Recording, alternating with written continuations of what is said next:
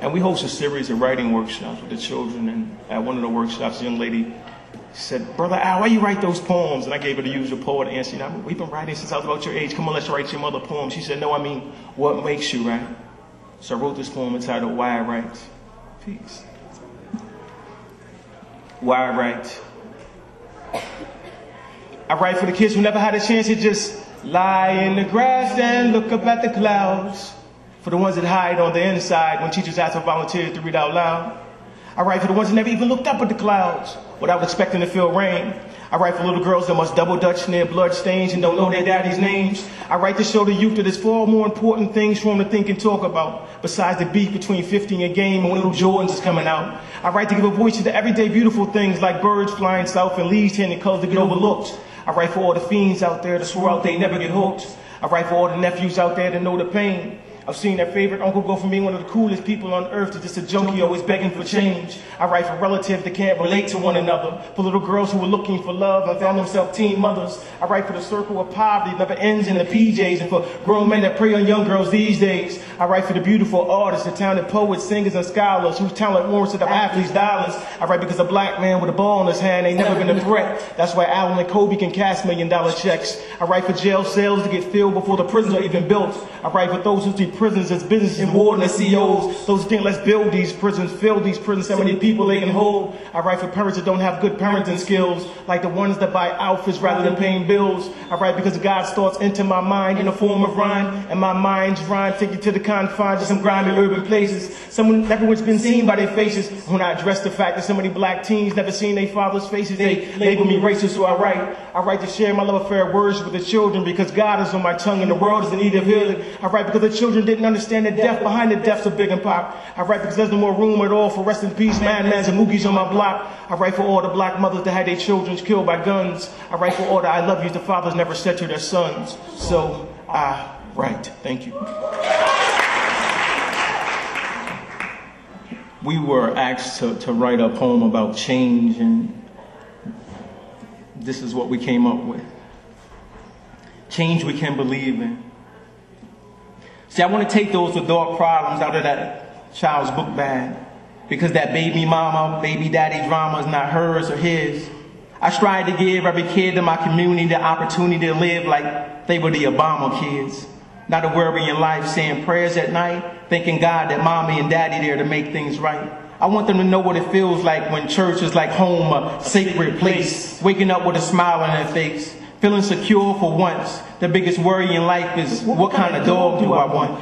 I want Malik and Shaniqua to know what it feels like to be Malia and Sasha, receiving guidance from both a mother and father. See, that's the change I need. That's the change I can believe in. Because 95% of the kids I know can't go home to a Barack or Michelle. Mom's not home and dad locked in a cell. See, the change we need ain't gonna come from Obama. See, we need mothers to be mothers and brothers to be fathers. Stop leaving grandparents to be primary providers. Because grandmom's just trying to love us and praise him. Truthfully, she don't got the strength that it takes these days to raise him. And his uncle, he old school, think all the boy needs is a good whooping. But this boy was born to addiction, got all types of afflictions and conditions. You give him defiance, he giving you opposition. All day the teacher just say he don't listen. He in the streets trying to find what's missing. See, we voted for change, but now what we going to do? Go to sleep? Now we getting to get on our feet and go to work in the streets. See, change is bigger than politics. Change is a process, not an event. Change we seek, but the blood stain still remains even after it rains. Soldiers on the corner start protecting our community, shooting for the right reason. That's the change we need, change we can believe in. Change. I want to change. I want to change the fact that too many black parents won't save a dime for their kids' education. Because of them, it's more important to keep their feet in Jordans and thumbs on PlayStations. I want to change the spiritual disconnect in our communities, hearts, and home. I want the pride of our community to be our children again, for us to let it be shown. I want to change that if it wasn't to attend funerals, those church doors many young black males would never enter. I want to change the fact that so many of our children must call Chinese food or cheesesteak and a bag of chips dinner. I want to change. I want to change the fact that our children want tattoos more than they desire diplomas. They want to be players on courts rather than team owners. I want change. I need change because right now it don't seem strange that everybody love Raymond, but everybody hate Chris. And you might just think this some TV mess, but go to your local mall or school and you're going to see some reality in this. Because it's no problem at all for Amber and Hillary to get dropped off at the mall. But it's something different when I do the same thing with Daquan and Jamal. I want to change the music that our children listen to. And all the wrong that America does to our children without admitting to.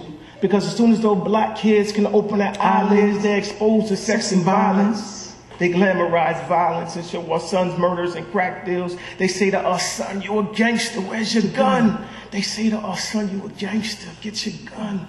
And then they say to our daughters, oh look, Lil Wayne and them making it rain on them. Look at all the money that the girls make at the strip clubs in Atlanta. But at the same time, they show their children images of Hannah Montana singing the Star Spangled Banner. In America, that ain't fair. But for these black kids, America don't care. I need change. It's going to make the black community and black leaders stand up and do something about this corporate America attack on black youth disguised as hip-hop corruption. I need change, the kind of change that can make Paul Robesons out of Lil Wayne's, have him speaking about the upliftment of his people and only things that's important, the kind of change that can turn these Foxy Clowns and Little Kims, have them wanting to be the next Lucille Cliftons and Barbara Jordans. I want to change our children's vision.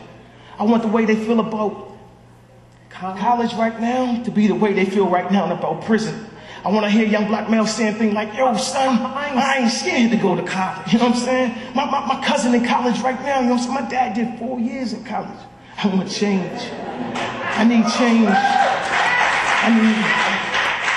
I need that change that have the age rate, the homicide rate, and the dropout rate in my community dropping. The kind of change that'll make us as a people do something about the millions of black kids waiting for adoption. That change. I want change because too many black men spend more time walking dogs than they do talking to God. Too much time cleaning their Timbs and shining their rims than they do reading psalms and hymns. I need that change around my way to have more fathers and less felons where I stay. I want less baby mamas and more wives. I want fathers to play a more active role in their kids' lives. I want to go to more weddings and anniversaries. I want to see their dads dropping kids off at daycares and nurseries and out with the family shopping for groceries. I want to change. I want to change all the time that black men spend watching games at sports balls. I want to change that time to the time they spend in their kids' school talking to their teachers, going over their report cards. That change. I want to change the time. I want to change because our baby girls keep settling for less, ending up in mess, having unprotected sex with these cowards. I want the kind of change that will allow us to allow her to have more graduation celebrations before she does those baby showers. That change. I want to change because 85% of the kids in detention centers have little or no relationship with their dads. I need change because the kids at my school have more respect for a felon fresh from prison than the all black college grads on my staff. Thank you.